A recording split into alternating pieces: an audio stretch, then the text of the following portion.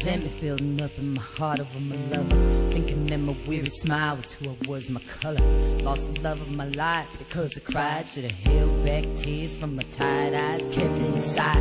We can't handle the strain, not knowing what to say. When another's in pain, we got to turn away. Hi, today I'm sitting here with Leanne Thomas, the incredible international psychic medium. And we're going to interview her and get her views on psychic mediumship and how she got started and how we can get a hold of her to get a reading. So first of all, Leanne, and I must add, Leanne Thomas just happens to be my first cousin, but she's absolutely incredible, and she has been a psychic medium for many years, and I train with Leanne, and so she is amazing, and that's why I chose her to do this interview with today. And Leanne, first of all, can you tell me how you got started with being a psychic medium? Has this gone on all your life, or did you just find it, or how did this happen? That's a great question. Because I'm a school teacher, and this wasn't something that I was looking at doing.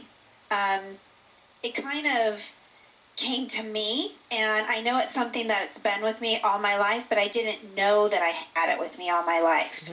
So in other words, I have memories of playing with angels and my Barbies, being a little girl, 4 or 5 years old, and I have the memory of when my grandfather crossed, our grandfather actually, and when the night that he passed, he came to me. So I have memories of that, but I didn't know that this was something real that people did. I was raised in a very strict Catholic family, which is, and you were also, since our mothers are sisters, we were raised in a very similar fashion, and so we just weren't raised to believe that these kinds of things were true. What I know now is that there was a little bit of a cover-up that happened in our families, that it was more of a not wanting to do this or have these experiences and a fear of them. And so we were programmed, in a sense, I believe you and myself both, that to not do this kind of thing and not connect in, or to deny what it is that we were seeing. Having said that, I got to a point in my life where Spirit was continuing to do what I call tapping on me. So I would have very psychic or intuitive moments about other people, and I thought I was just making up stories about them. I thought that I was, I didn't necessarily think that I was crazy, but I thought that there was something different or wrong with me that I would do that. I would walk by somebody sitting at a restaurant, a woman, and I would feel very sad for her because she couldn't have a baby. And then I'd walk away thinking, like, why would I think that? I've never met that woman before. Exactly. So I had all through my 20s and 30s having moments like that. And it got to a point in my earlier 30s where I couldn't begin to ignore it anymore. And books and messages kept coming forward to me. I would just be at the right place at the right time to hear somebody talk about angels. I would just happen to turn on the TV, and there would be medium Sylvia Brown on there talking about medium. I would change the channel, and there would be a commercial for her coming up on a show or something. And there was also a woman called the Pet Psychic that was on a TV show back in the 90s. And I remember that I'd turn the TV on, and there she would be. I wouldn't even have left it on the channel, but it would, so it kept coming at me. And I got to a point where I needed to find out what was going on.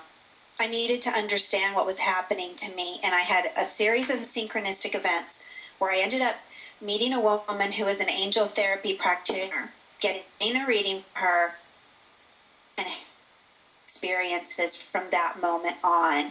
It was amazing the connections that had to happen to get me to her, and then once I saw her, I really opened up. So for me, that was kind of the gist of my journey from a little girl into doing what I do now. And I currently teach mediumship and also currently take classes myself. I believe we're lifelong learners.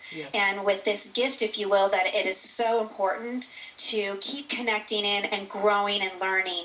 I don't think that I could ever know it all. I think Spirit is so fast, and I think what we do with connecting with angels and with people's loved ones on the other side is so huge and vast. And I just am so thirsty for it. I feel like I just keep wanting to drink it up and learn more and more. So that's where I've gotten to at this point.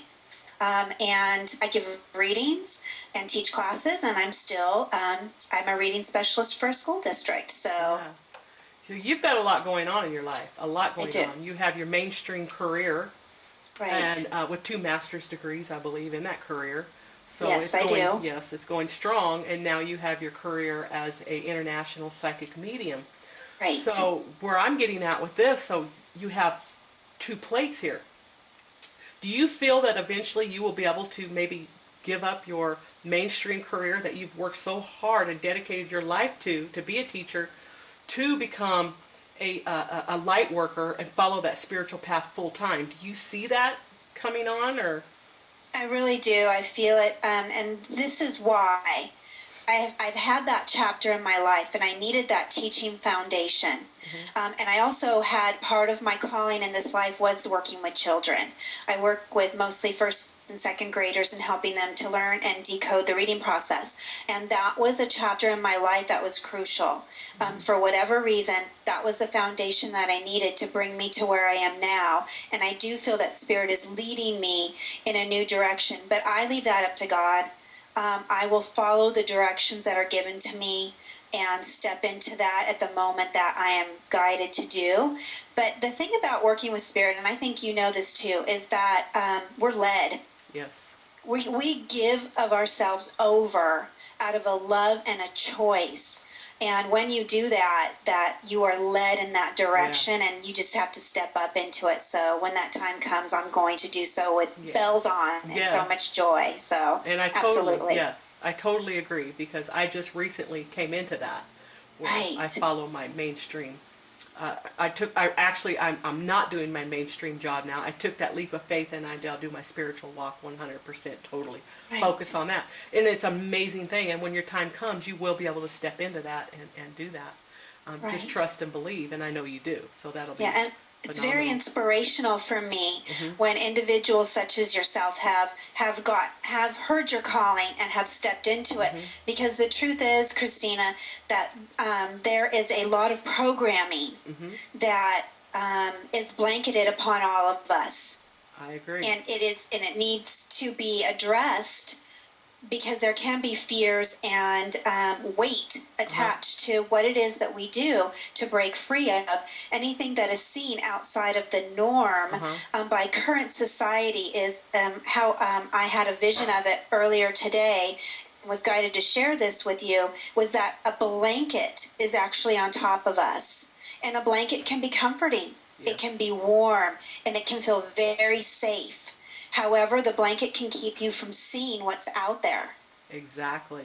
And so it's time for many of us to get out of the covers, remove the blanket, and step into a life filled with passion, love, and joy.